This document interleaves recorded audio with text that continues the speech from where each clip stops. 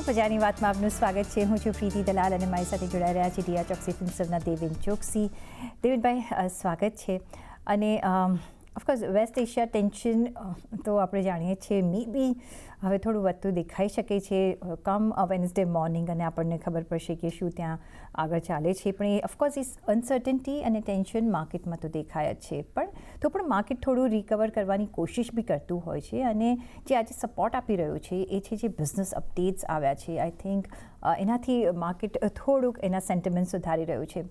કઈ રીતના તમે જોઈ રહ્યા છો? હવે રિઝલ્ટ સિઝન ફૂલ ફ્લેજ આપણને શરૂ થતાં જોવા મળશે બાય ધ વીકેન્ડ. કઈ રીતના આપણે બજાર પર નજર રાખીશું, અને જો એક વખત જો આપણે વોરની સાઈડ પર મૂકીએ તો? Yeah, it's a good question, Preeti. Good afternoon. Well, I think the બજાર પર નજર રાખવા માટે એક સિમ્પલ એપ્રોચ રાખવો પડશે. Whatever the war-related situation which is currently on, એમાં કોઈ જો વધારે અનટુવર્ડ આઉટકમ નહીં આવે. ત્યાંના જે સિચ્યુએશન છે ઘણી વિપરીત છે, પણ છતાં બી એનાથી વધારે કોઈ અનટુવર્ડ આઉટકમ નહીં આવે તો અહીંયાથી માર્કેટને કદાચ સુધારવાનો પહેલા ચાન્સ મળશે. આઈ થિંક સિગ્નિફિકન્ટલી માર્કેટ અત્યારે એક ફિયર સાથે ઓપરેટ થઈ રહ્યું છે, અને to a greater extent I think માર્કેટની અંદર કોલેટરલ ડેમેજ થયું છે. ઇન્વેસ્ટરના પોર્ટફોલિયોમાં ડેન્ટ છે, કેપિટલ ઇરોઝન્સ છે.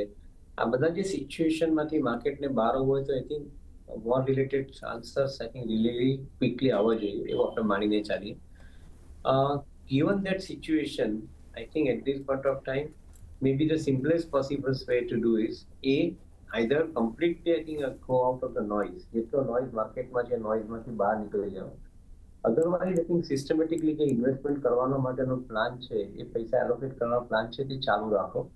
કારણ કે ઇન્વેસ્ટમેન્ટ કરવા માટેનો જે સારામાં સારો સમય જે હોય તે નીચા ભાવનો છે, અને નીચા ભાવની સાથે હંમેશા કંઈક નેગેટિવ કારણ હોય જ છે. અત્યારે જ આ નેગેટિવ કારણને બાજુ પર રાખીને તમે નીચા ભાવને તમે પહેલા પ્રેફરન્સ આપો. ધીમે ધીમે કરીને ઇન્વેસ્ટમેન્ટનો આઈ થિંક બુક બનાવવાની સ્ટાર્ટ કરો આ ટાઈમની અંદર. બીકોઝ જેવા પોઝિટિવ ન્યૂઝ આવવાના સ્ટાર્ટ થાય, માર્કેટ અહીંયા આગળથી એવી પાછલા લગભગ 40 વર્ષમાં માર્કેટ હંમેશા આ કેરેક્ટર બતાવ્યું છે કે જ્યારે પેનિક પતે એના પછી જે રિકવરી આવે છે 3 થી 6 મહિનાની વચ્ચે, ઘણી વખતે 30% થી 60% લેવલ્સ આઈ થિંક માર્કેટમાં રિકવર થતા હોય છે. તો maybe I think given that situation, I would think individual સ્ટોક્સમાં સારી કંપનીઓ જે ફંડામેન્ટલી સ્ટ્રોંગ કંપનીઓ છે એમાં નીચેના ભાવમાં ઇન્વેસ્ટમેન્ટ કરવા માટે એપ્રોચ વધારે રાખવો જોઈએ. ફિયર ફેક્ટરને એક વખત થોડો વખત માટે બાજુ પર રાખવું જોઈએ, because it is fully pricing as far as the market is concern. Yes, of course જે માર્કેટ રિકવર થઈ રહ્યું છે, એક ઈરાન તરફથી એક રોઇટર્સ દ્વારા આપણે જોઈ રહ્યા છીએ કે થોડુંક એક અહીંયા ક્લેરિફિકેશન આવતા જોઈ રહ્યા છીએ. 2 તબક્કાની ડીલ બાદ કદાચ યુદ્ધ વિરામ થઈ શકે છે. ઓફકોર્સ જે ન્યુક્લિયર પાવર છે એના પર જે એમનો પ્રોગ્રામ છે એના પર પ્રતિબંધ લાવી શકીએ છીએ. તો એક ઓફકોર્સ જોવાનું રહેશે, કારણ કે અહીંયા ઘણા બધા આપણે પ્રસ્તાવ આવતા જોયા છે, પણ કંઈ વર્કઆઉટ નથી થયું. પણ જો એવું થાય છે તો ઓફકોર્સ એક પોઝિટિવનેસ આપણે જોઈ શકીએ છીએ. પણ હેવિંગ સેડ ધેટ, જે અત્યારના આપણે જે બીજો એક આસ્પેક્ટ જો આપણે જોઈએ, જે ઓફકોર્સ નેચરલ ગેસ અને ઓઇલ પર એક આપણે અફેક્ટ થતા જોઈ રહ્યા છીએ. અને સપોઝ આ વોરનો એન્ડ આવે છે તો પણ એક પેઇન રહેશે, બિકોઝ જે ઓપેક પ્લસનું જે કહેવું છે કે ઓફકોર્સ એક બાજુ એ પ્રોડક્શન વધારશે ફ્રોમ મંથ ઓફ મે, પણ જે રિફાઇનરીઝ પર જે પણ નુકસાન થયું છે એને ફિક્સ કરતાં પણ વાર લાગશે, અને એ પેઇન રહેશે કદાચ ઓઇલ પર. કઈ રીતના તમે જોઈ રહ્યા છો? જો આ જે સેક્ટર છે એમાં જો કામકાજ કરવું હોય તો કઈ રીતના કરવું જોઈએ, ન કરવું જોઈએ, શું કરવું જોઈએ? It's a very very tricky situation, કારણ કે આપણે જનરલી વાત કરી રહ્યા છીએ.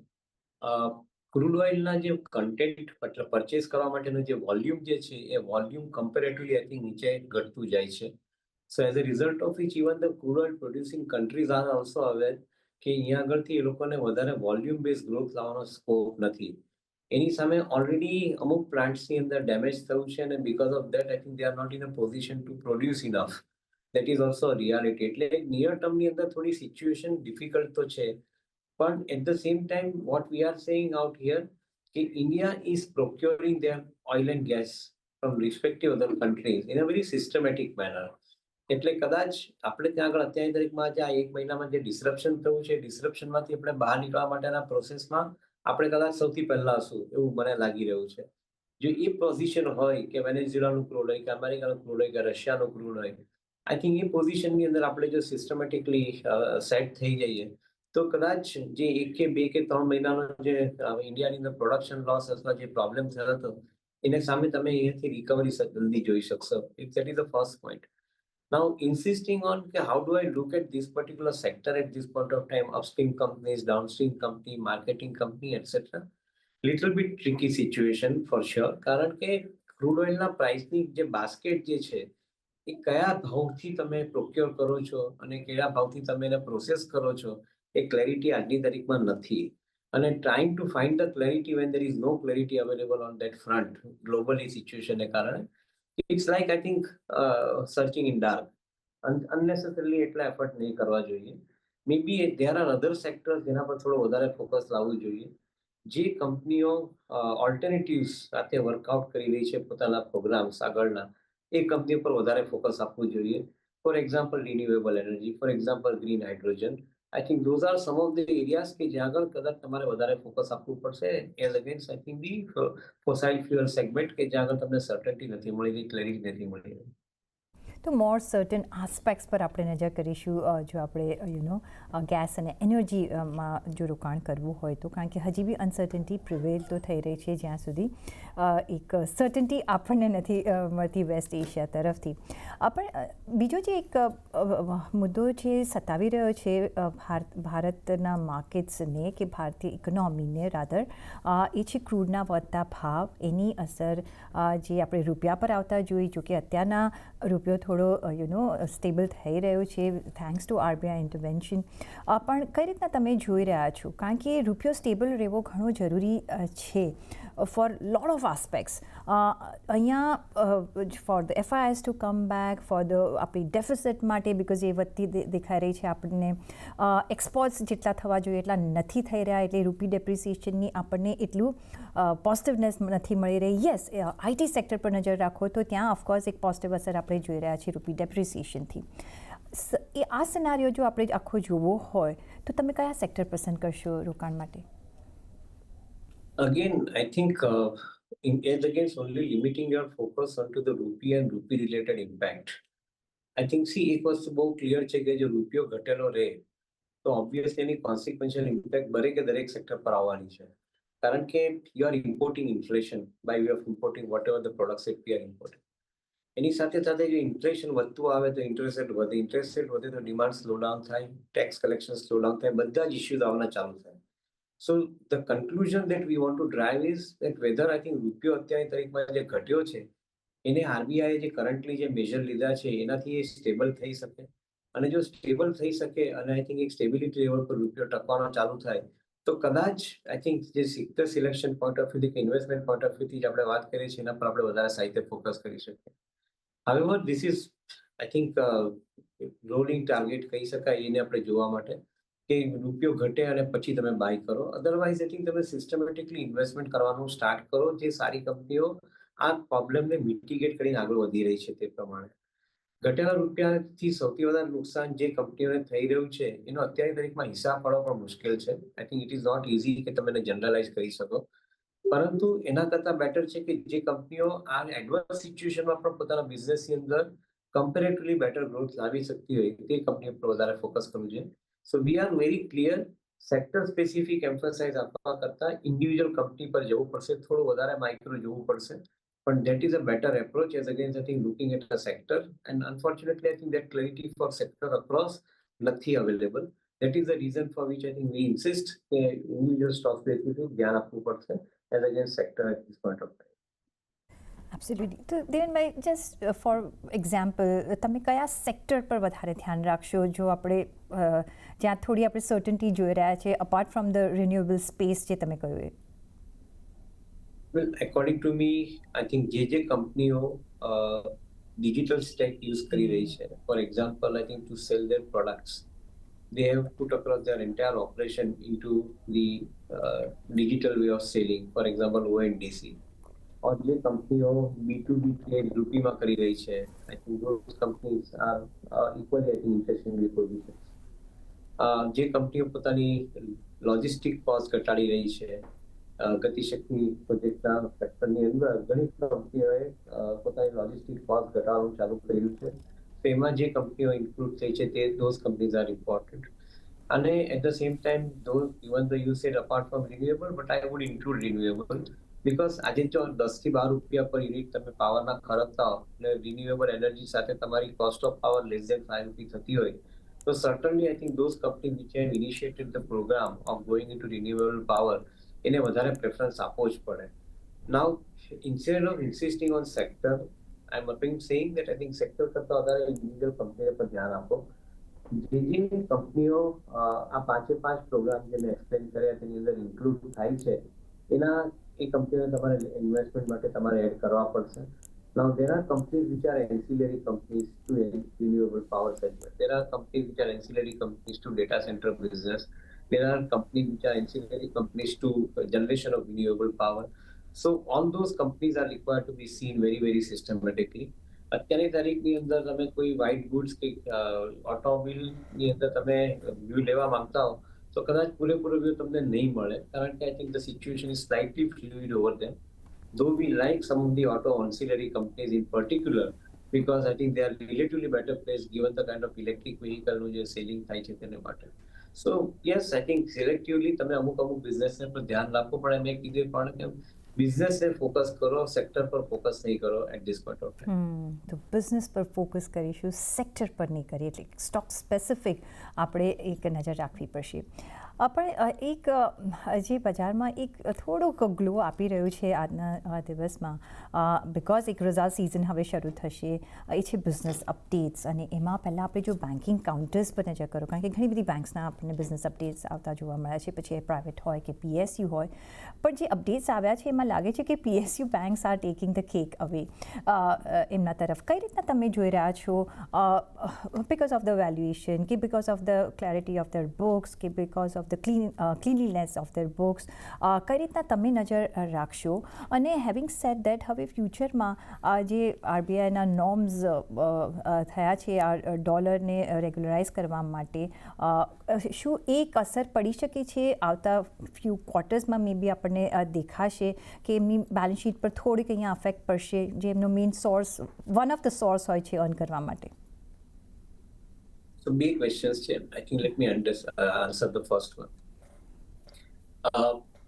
Entire PSU companies banking space માં particularly PSU banks માં એની આખી તેજીનો દારોમદાર બે ફેક્ટર પર હતો. જ્યારે પાસ્ટમાં જ્યારે તેજી ચાલતી હતી એનો એક મોટો ફેક્ટર એ હતો ઇન્ડિયાની અંદર ઇન્ફ્લેશન અંડર કંટ્રોલ છે. ઇન્ફ્લેશન કંટ્રોલમાં રહેશે તો RBI રેટ ઓફ ઇન્ટરેસ્ટ ઘટાડશે. રેટ ઓફ ઇન્ટરેસ્ટ ઘટાડશે તો એ લોકોના બોન્ડ ડીલની અંદર જે બેનિફિટ પબ્લિક સેક્ટર બેંકને થશે એને માર્ક ટુ માર્કેટની અંદર ક્રેડિટ આવવાની સ્ટાર્ટ થશે એટલે પ્રોફિટ એ લોકોનો એડ થઈને આવશે. So that was the first assumption on which most of the public sector banks were finding favor with most of the investors on these premises till the time the war started.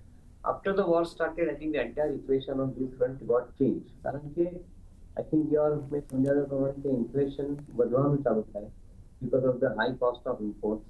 એની સાથે inflation વધવાનું ચાલુ થાય તેની સાથે interest વધવાનું ચાલુ થાય.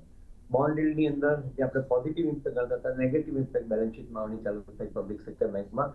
તો automatically I think mark to market જે પોઝિટિવ ગણતા હોય બોન્ડ પોર્ટફોલિયોમાં એ કમ્પેરેટિવલી નેગેટિવ આવે, ઓછો ઘટીને આવે. So from that perspective, I think this is fully understood કે પબ્લિક સેક્ટર બેંકની જે ફેવર હતી એ ફેવર કદાચ થોડી ઓછી થઈ છે. બીજી કારણ હતું પબ્લિક સેક્ટર બેંકનું ફેવર માટેનું કે એક વ્યૂ એવો બનતો હતો કે કદાચ government will insist on merging public sector bank and create some large bank public sector bank. જે SBI એ પાસમાં કર્યું છે એને બીજી બેંક પર કર્યું તો એને ફર્ધર શેપ આપીને વર્ઝન 2 એડ કરવાનું સ્ટાર્ટ કરે તો કદાચ પબ્લિક સેક્ટર બેંક માટે એક થોડો બેટર સમય આવી શકે. આ બે ફેક્ટર પરની તેજી હતી. Now that situation is not immediately seen. તો કદાચ એ તેજીમાં થોડી બ્રેક લાગી શકે અત્યારની તારીખમાં એવું મારું માનવું છે. એની સામે પ્રાઇવેટ સેક્ટર NBFC અથવા બેંક્સ જે લોકો રિટેલ ફોકસ સાથે આગળ વધી રહ્યા છે અને કોર્પોરેટ સેક્ટરની સાથે પોર્ટફોલિયો ધીમે ધીમે કરીને વધારી રહ્યા છે. I think those companies with the ability to disburse loan faster and grow comparatively faster, they are relatively better off in my viewpoint. So we feel that I think you have to still stick to I think this particular story કારણ કે ત્યાં આગળ better clarity આપણે દેખાઈ રહી છે. As far as the dollar equation is concerned, I think it is still premature to talk about it. જ્યાં સુધી રૂપિયો સ્ટેબલ નથી થતો ત્યાં સુધી અત્યારની તારીખમાં આપણે લોકો આરબીઆઈ જે અત્યારના જે મૂળ લીધો છે એ મૂળને રિસ્પેક્ટ કરીએ. એના બેસિસ પર કોઈ કંપનીના કેલ્ક્યુલેશન્સ કે આખા વર્ષના નેરેટિવ સેટ કરવા કરતા allow this particular thing to first stabilize and then we talk on the RBI's move on the dollar front. The consumption story. એ આપણે we are batting high on it અને rightly સો. જે business updates અહીંયા આવતા આપણે જે જોવા મળ્યા છે અત્યાર સુધીના અને કાઉન્ટર્સ જોઈએ લાઈક ટ્રેન્ડ, ટાઇટન, બીજી બાજુ જો સ્ટેપલ રિટેલ પર આપણે જો નજર કરીએ તો એવન્યુ સુપરમાર્ટ છે, અહીંયા એક આપણે સારી એવી કામકાજ થતા જોઈ રહ્યા છે. અને જે બિઝનેસ અપડેટ્સ આવ્યા છે ડાબર તરફથી, કઈ રીતના તમે જોઈ રહ્યા છો આ સ્ટોરી? તમને કઈ તરફ વધારે આગળ વધતી દેખાઈ રહી છે? અને ચૂઝ એન્ડ પિક કરવું હોય તો ડિસ્ક્રિશનરી સાથે તમે સ્ટેપલ્સ પર પણ નજર થોડી રાખશો? આઈ થિંક ગવર્મેન્ટે જે ગયા ફાઇનાન્શિયલ યરમાં જે કામ કર્યું છે સૌથી પહેલા આપણે એના ફ્રૂટ આજે જોઈ રહ્યા છે. ઓન વન સાઇડ ઇન્કમ ટેક્સની અંદર તમારે ટેક્સ એક્ઝમ્પશન લિમિટ આપી દીધી 12 લાખ રૂપિયાની ઇન્કમ સુધી, અને બીજી તરફ જીએસટીના રેટ ઘટાડી અને લોકોના હાથની અંદર વધારે પૈસા ખર્ચવા માટેની તાકાત આપી. આ બંને વસ્તુને જો તમે શાંતિથી જુઓ તો આઈ થિંક એનો રિઝલ્ટન્ટ ઇમ્પેક્ટ છે તે કન્ઝમ્પશન સ્ટોરીને આગળ વધારી રહ્યું છે. પછી એ રિટેલ લેન્ડિંગ હોય બેંકો અને એનબીએફસી તરફથી, કે પછી discretionary non discretionary consumption areas હોય, ઓટો છે, વ્હાઇટ ગુડ્સ છે, ઇવન એફએમસીજીસ છે. So I think the government has enabled the entire consumption story and I think A story ચાલુ રહેશે. એમાં હું બહુ વધારે બદલાવ થતો એવું નથી જોતો. હા, એક વસ્તુમાં બદલાવ ચોક્કસ આપણે જોઈ શકીએ કે જે અત્યારની તારીખમાં જે બેઝિક ઇસેન્શિયાલિટી છે એટલે યુટિલિટી માટેની ઇલેક્ટ્રિસિટી કોસ્ટ, ગેસની કોસ્ટ, એ જે અમુક વર્ગને એનાથી હર્ટ થવાનું સ્ટાર્ટ થાય છે. હજુ આપણે એક જ મહિનો એની અંદર સિચ્યુએશનમાંથી પસાર થયા છે. જો આ સિચ્યુએશન લાંબી ચાલે અને if their wallets gets affected beyond a point, તો કદાચ આઈ થિંક થોડી ઘણી બ્રેક કોઈ જગ્યાએ કન્ઝમ્પશનમાં લાગી શકે. એને રૂલ આઉટ નહીં કરવું જોઈએ. You to be cautious about it. So my whole point is that consumption story underlying intact છે. અનફોર્ચ્યુનેટલી થોડું એન્વાયરમેન્ટ ડિસ્ટર્બ થયું છે. એ એન્વાયરમેન્ટ જો ક્લિયર થવાનું સ્ટાર્ટ થાય તો પાછી કન્ઝમ્પશન સ્ટોરી બાઉન્સ બેક થશે, એમાં કોઈ ડાઉટ નથી. અને એની અંદર I think auto ancillaries, FMCG companies, FMEG companies, electronics, I think those companies are going to be relatively better placed going forward as well because the purchasing power is here in the hands of people. Absolutely. સાથે જે પહેલાં આપણે જે touch upon કર્યું little bit, અને જે કોન્ટ્રાબેટ તરીકે આપણે આઈટી સેક્ટરને નજર રાખી રહ્યા છે, કારણ કે after the war is over maybe આ સેક્ટર તરફ જે આપણે સ્ટોરી છોડી દીધી હતી એ આગળ હવે ચાલશે, કારણ કે આપણે ઘણું એઆઈને એના માટે વાતચીત કરી હતી. પણ કઈ રીતના તમે જોઈ રહ્યા છો અત્યારની સિનારીઓમાં જે રૂપી ડેપ્રિસિએશનની અસર અહીંયા એક પોઝિટિવ પડતી આપણે જોઈ રહ્યા છે? એક વન ઓફ ધ ફેક્ટર હશે તમારો અત્યારના નિવેશ કરવા માટે along with the future story? IT ભાવથી તો સસ્તું થઈ ગયું છે, વેલ્યુએશન્સ ડેફિનેટલી આઈ થિંક સસ્તા થયા છે, અને at the same time I think દરેક કંપનીને નવા બિઝનેસ મળી રહ્યા છે. તો ક્વોન્ટમ ઓફ બિઝનેસમાં થોડીક અનસર્ટન્ટીને કારણે વધતું ઓછું થઈ શકે. પણ overall I think the companies are getting new orders. જે આજે વિપ્રોનો આઈ થિંક $1 billion કોન્ટ્રાક્ટ આપણે લોકોએ ન્યૂઝમાં જોયો. તો my point of view here is that I think the એઆઈને કારણે આઈટી સર્વિસીસની ડિમાન્ડ વધવાની છે, ઘટવાની નથી. સૌથી પહેલો પોઈન્ટ. અને જો એ ફેક્ટર ક્લિયરલી બધાને દેખાતું હોય તો આવનારા સમયની અંદર જે ઇન્ડિયન આઈટી કંપનીઓ જે પ્રોડક્ટ બેઝ એપ્રોચ સાથે આગળ વધી રહી છે એ લોકો માટે કદાચ આઈ થિંક સમય બેટર રહેશે, because AI becomes enabler for them to produce faster. I think they're enabling environment में लोग enter થઈ ગયા છે. We believe that I think કદાચ એક કે બે ક્વાર્ટરમાં તમને બધા જ આન્સર નહીં પણ મળે, પણ overall I think Indian IT companies માટેનો ટાઈમ પહેલા કરતાં કદાચ બેટર બી આવી શકે, provided some of these companies get into the product based environment faster than the service based environment in which they were operating up till now. Devbhai, એક last question છે. આપણે સેન્કો gold જેવા ના પણ આપણે અપડેટ્સ એક સારા જોઈ રહ્યા છીએ અત્યાર સુધીના, પણ હવે ફ્યુચર માટે વી નો ધ વે અત્યારના જે પ્રેશિયસ મેટલ્સના પ્રાઇસીસને અફેક્ટ થઈ રહી છે, કઈ રીતના તમે જોઈ રહ્યા છો રાઇટ નાઉ અને આફ્ટર ધ વોર એન્ડ્સ? શું આ સ્ટોરી અહીંયા પણ તમે કન્ટિન્યુ થતા જોશો precious મેટલની? we'll have to wait. કારણ કે સિરિયસલી એવું દેખાઈ રહ્યું છે કે બુલિયન પ્રોડક્ટ્સના જે ભાવ જે એક સાથે શૂટઅપ થયા હતા, they were on the basis of the central bankers buying the bullion commodities, gold and silver.